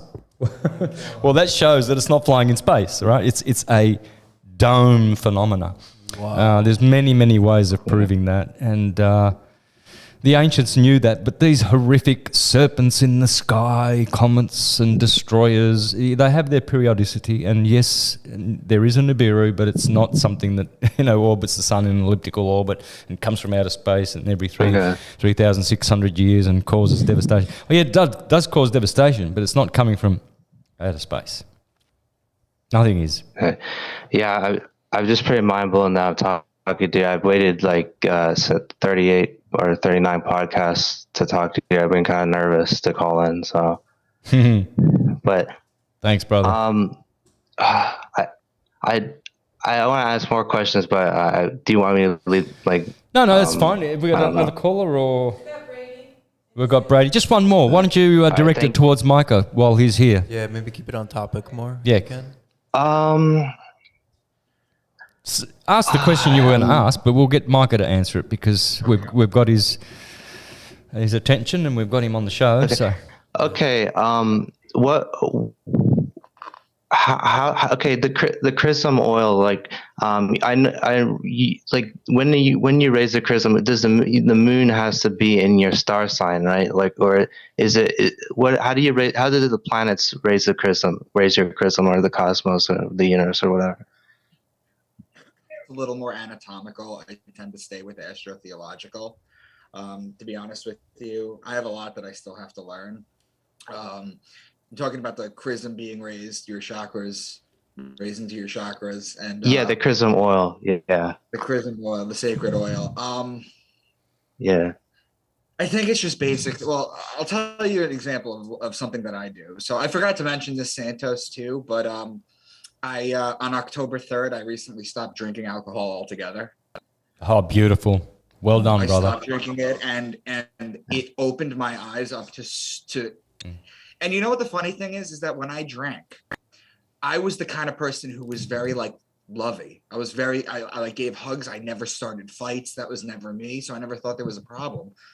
But when I stopped, it just opened my world up to everything. And I just feel so much more alive than anything. So you got to quit alcohol. I think you have to quit meat. You have to quit fluoride. You could do things for example, what I do is I don't sun gaze. I'm not at that point yet. But what I do is fire gaze. So I buy candles. Okay. And what I do is I light them. And after I do my podcast at night to decompress, I'll just stare at the flame for 20 minutes at a time. It opens up your third eye. It allows, I would suggest try doing that. Buy a candle, but it has to be a clear candle because you have to see the flame. And just stare at it for 20 minutes at a time, 25 minutes. It'll lower your heart rate, your blood pressure, everything. It'll become more susceptible. Get rid of fluoride, get rid of aspartame. I would think get rid of meat too. There's ways that you can raise it, but you have to be willing to put in the work. And if Santos has anything else to add to that on a different level that I haven't spoken on yet. Well, just to answer this specific question about when do you raise the chrism. Well, the chrism is raising all the time. Every time you move your spine like this, it's a continuous pump. It's always doing this. It's always bringing it back up. That's just the way your body works. It goes down, it drips down through the spinal cord and everything like that, and it's automatically just being pumping. That's why you've got your hips pivoting. It's always going upward, even with people who are toxic and acidic. It's just natural. But with raising the chrism, the seed of the Christ seed is born in your solar plexus once a month when the moon is transiting your sun sign. In my case, I'm Aries, born March 24th, birthday coming around the corner. Now, so when the moon, I have to watch the moon, it's in there now, isn't it? The moon is transiting Aries right now. Yes, it is. Yeah, it's 28 degrees. So right now, I'm having one of these oil birthing moments in my solar plexus. Should I not overeat, drink, other things, indulge too heavily, get angry, anything that will aggravate the soft, it's like a cell, it's protected, this seed. It's called chrism, the chrism seed. And this is something that has been lost, this science. It was taught in the seminaries, the ancient seminaries. All the religions used to teach this, how to raise this seed, this special seed that both men and women, every month we have a new seed born in our solar plexus. And it comes from the cerebrospinal oils. And it is a psychophysical germ or a seed, and if it's looked after, it will grow, it will ascend, it will go up the spinal column. It will continue to grow and grow and grow.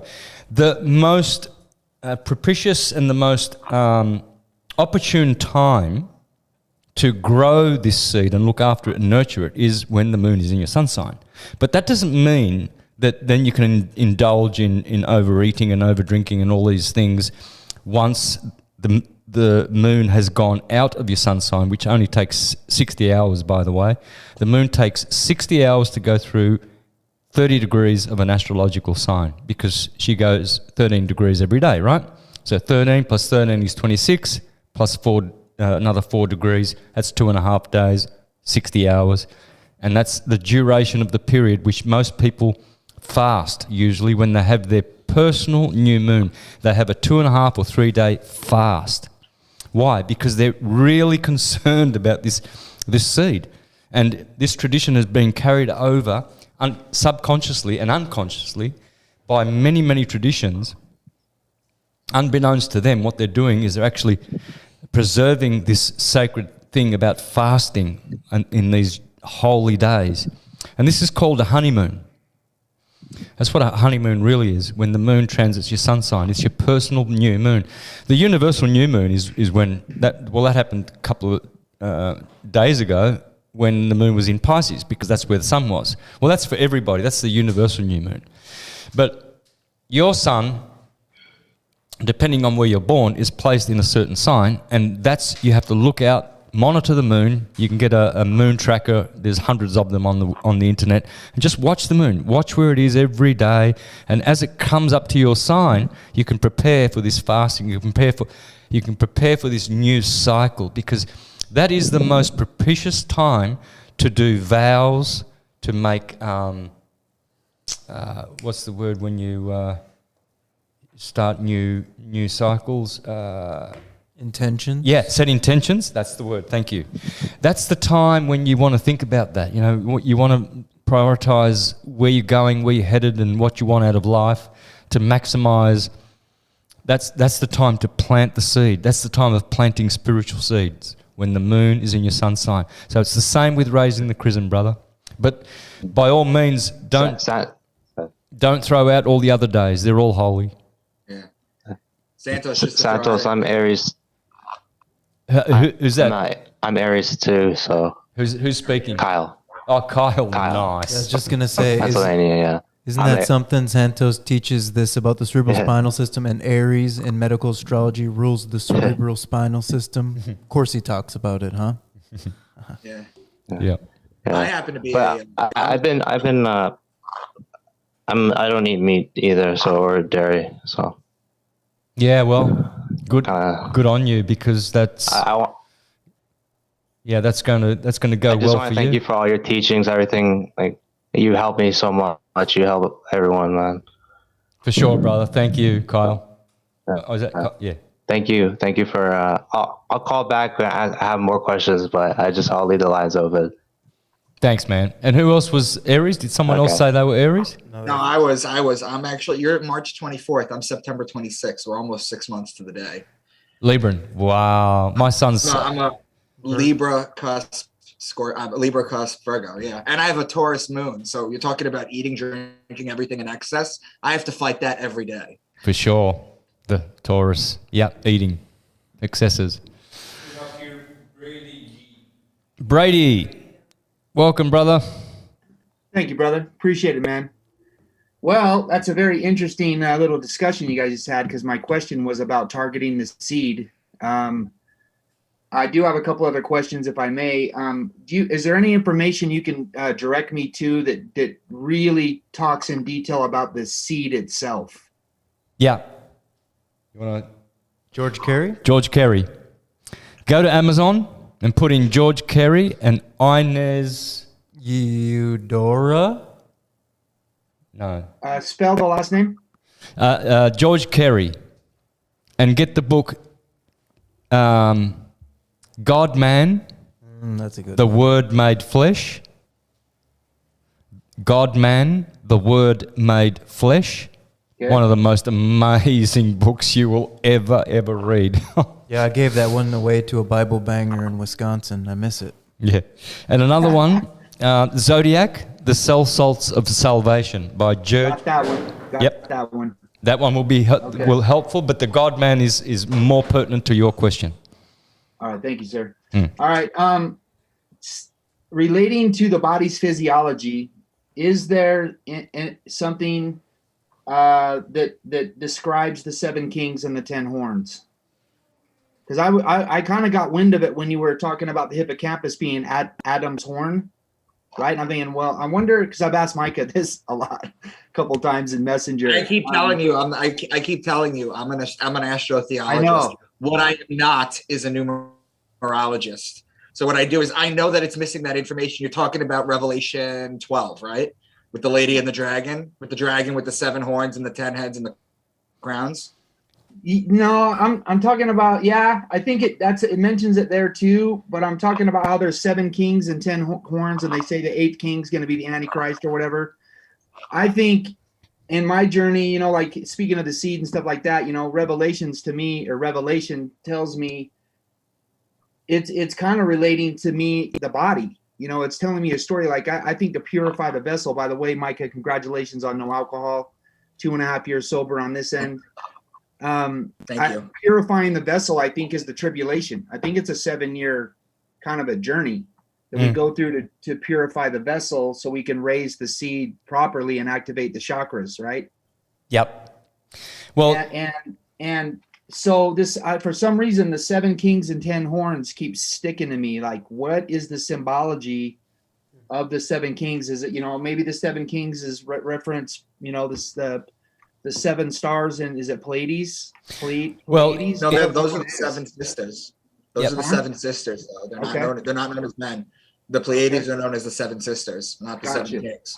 Is there a symbolic reference that lines up to the body to the 7 kings and 10 horns? Yes. Your 7 chakras are the 7 kings. The 10 horns are the 10 Sephiroth of the Jewish Kabbalistic tree. So the crown chakra has one horn.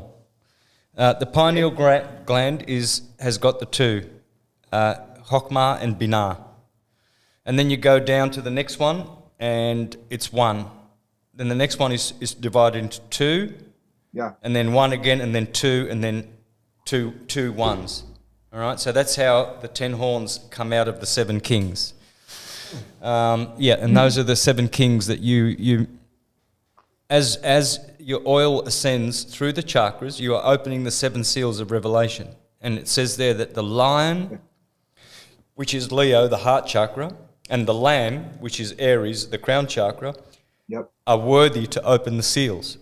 And then the trumpet blasts that occur when the seals are opened is when you actually go up a level in consciousness. So that's why there's so much rejoicing in heaven, because heaven is head. And this is where God is, in the crown chakra. He sits right here on the top of your head. And all the angels. The clouds, when Jesus comes back on the clouds are the grey clouds of the grey matter of your brain. Because all the cells of the dome, or the stars of the dome in heaven, they're all copied and mimicked in your head. It's a fractal universe. It's self-similar, and it's the same thing. This is the dome, and the stars are here. And the sun is the pineal gland, and the moon is the pituitary body, right? Etc. And they all rule one of the 7 chakras. So there's so much rejoicing as the angels blast their trumpets each time you pop one of those. Yeah, so the trumpet represents an activated chakra, correct? Correct. All right, cool. That's very helpful, bringing it to the Sephiroth for sure. And then speaking to the number 666, I think it actually says in Revelations 18 that it says, "For it is the number of man," doesn't it? Yes. And the number of the beast. But what did they do? They inverted it again. They took the truth and inverted it. And are they, when they mention the 666 is the number of the beast, they're talking about us, aren't they? Or are they talking about us as in man is God in ruins? Yeah, it's the beast of us. Yep. Right. The carbon. We're a carbon-based body, and so that's carbon is the sixth element, and it's 6 protons, 6 electrons, and 6 neutrons. Basically, Right. Yeah. So that's the mark, the number of the beast. But there are many applications for the 666. It's the word 666 in Greek has to do with the 3 letters of the Greek alphabet, which are S, Z, and X, S, E, and X, which gives you sex, and that's how you get it. That's how you get mankind.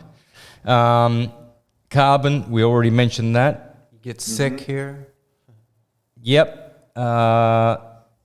It's the letter R, which is the 18th letter of the alphabet, which is radiation. That's how we are created, from radiation, which is magnetism.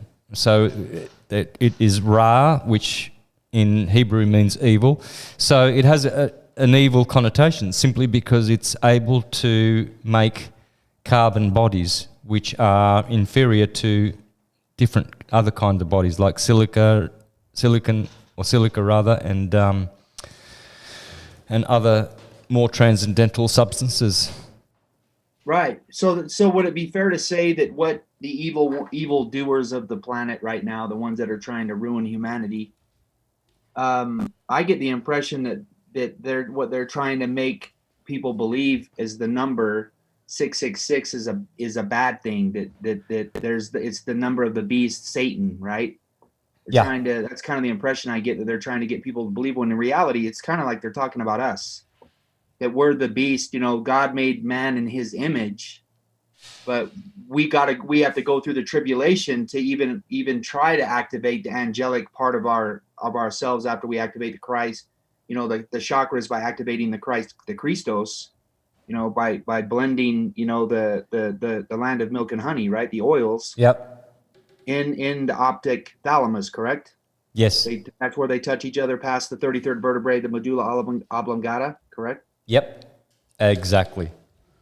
So yeah, in a way, it is a negative thing, because this is a step down from the real eternal world we come from. This mortal life, and that it's just a step down. It's a dream. It's a diluted. Even though it's beautiful, it's got beauty, but it's also got. Look around. There's plenty of bad to it, isn't it? Plenty of work to do. Yeah. We get sick. We get old. What's that? We get sick. We get old. We die. Yeah. We have pain. We have to go to the bathroom. Have to work. Kind of seems like our purpose is to remember who we really are, and do the work to manifest that. Yeah. One last thing. Phil Langdon's work refers, when he speaks about Babylon, it kind of resonated with me that we're Babylon ourselves. Yeah. For sure. And that's what really, when I first found your work, it was the Christ Within, the 13-minute, 11-second video. I have never felt a sense of truth like I felt when I watched that video. That was the first time that I think I felt what truth feels like. Yep. Ephesians 1:28, the Christ within, the sacred secret. I love that. Thank you. All right. Thank you, brother. Appreciate it. Yep. What was that, Ephesians, one more time? Ephesians 1:27-28. Thanks, Brady. Yeah, man. We'll get one more? No, that's it. That was the last caller. Well, there you go. Well, we still got Liam there if he's wanting to hang Brady, out. what an example of this guy who's digging and searching. He looks like he's just a normal Joe off the street, and here he is digging into deep truths. Yeah, I like it. Brady, big up yourself, bro. You're doing great. Yes. Yeah, it's an amazing journey, man. Yeah, it's exciting, right? We're in a minority, but this is something to be excited about. Dude, it's just straight truth. As above, so below has so many layers. The sine wave, the 2.5 days, the winter solstice, even how the chrism, it hits us. You were just speaking, and when the moon is in our sun sign for how many days? 2.5 days. as above, so below. I love it, man. The law of correspondence, all of that. All right, well, keep it up. Keep on sharing it with your friends, and don't be afraid about being weird. My brother, dude, I'm building an entire platform that Let's go. This is the first centropy of life, the platform. It's called United as Individuals, and at the foundation is this kind of teaching. Santos, you have been so instrumental in this. Oh, thank you, brother. I know you've had to suffer a little bit. The suffering servant is Pisces. Yeah. Now we go into Aquarius. Opposite Leo, the conquering lion. Us. Aquarius, the seventh heaven, is ruled by Saturn, the seventh planet away. This is the age of the messianic age to some. Well, let it be to us all. Let this knowledge, the age of knowledge, not of faith and belief as Pisces was, but of knowledge. I know is the motto of Pisces. I'm a rather Aquarian. So let us share that knowledge. I give you my blessing. Love you guys. Liam, you guys check this out. I'm a Leo, August 9th. I knew it.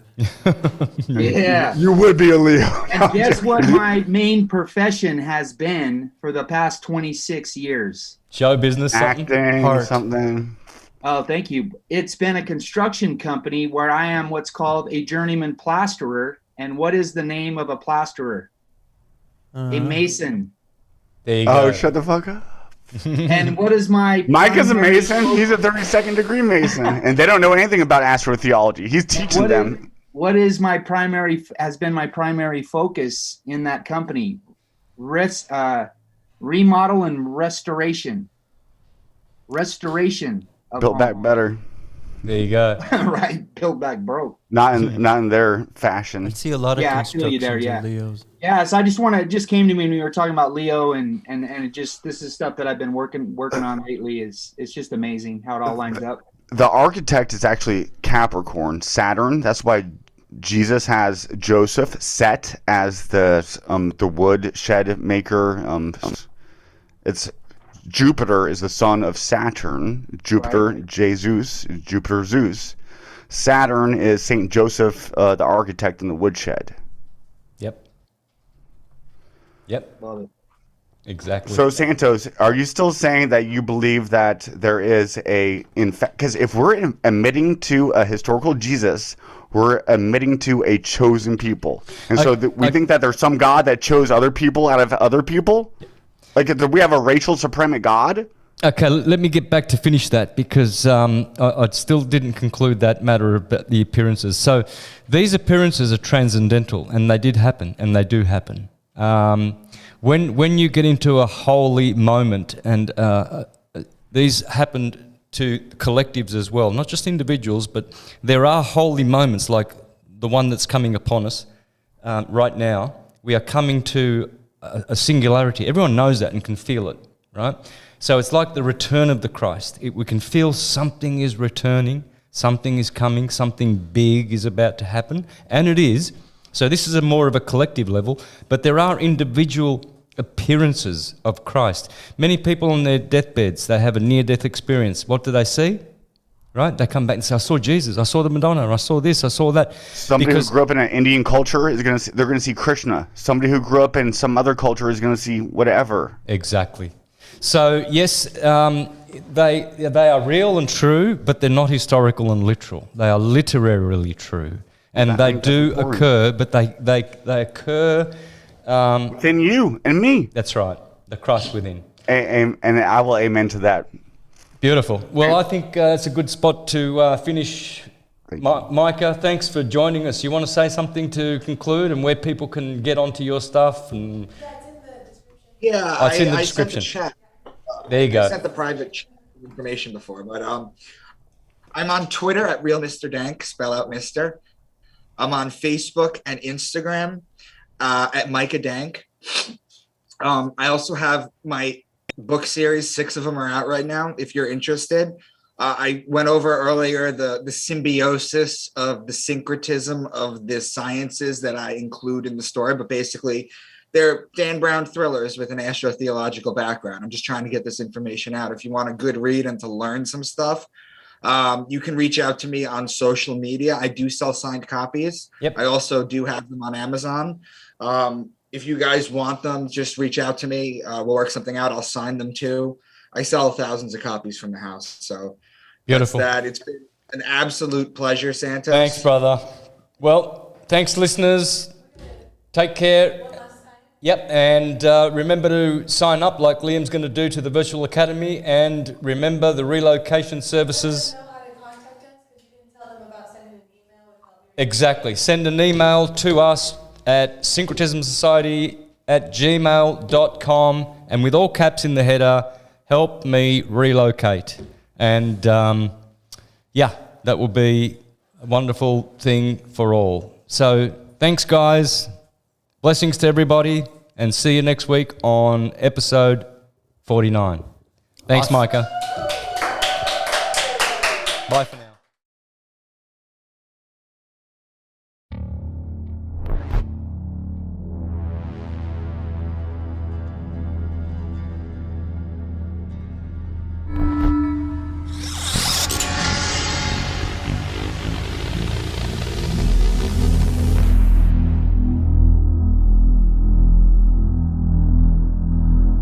The world has become tyrannical. You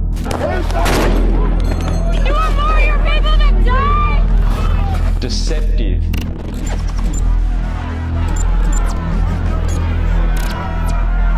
Dystopian.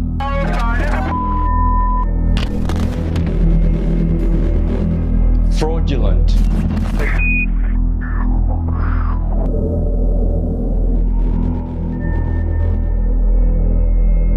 Factual.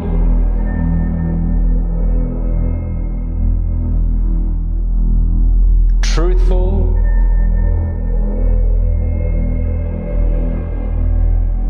Direct knowledge.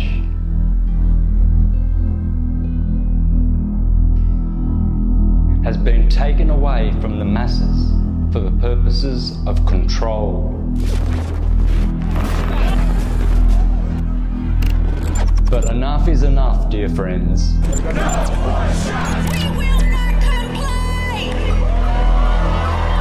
Now is the time to take what is rightfully ours.